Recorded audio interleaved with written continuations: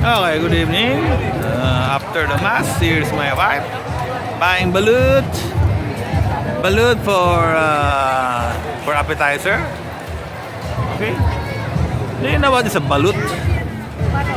Balut is an aborted chicken. Yes. There's a small chicken inside, and it is aborted, being boiled, and then it's eaten fresh with salt. Yeah, and my wife loves balut. Yeah, so-called aborted chicks. Okay, Kyle, do you eat balut? Okay, good. How does it taste, the balut? How does it taste, Kyle? Okay, it's too busy. Okay, we have lots of baluts for today.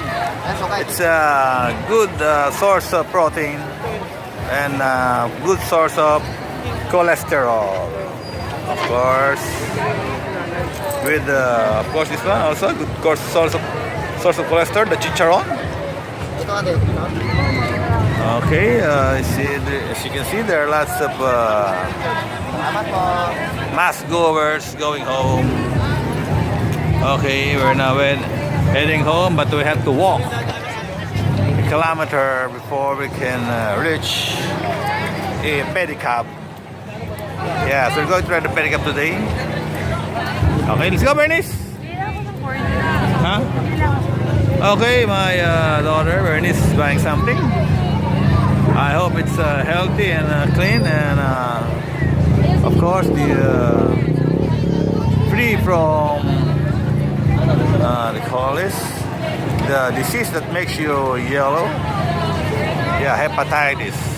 Because this place is known for hepatitis lane. Okay, let's just pray that she'll not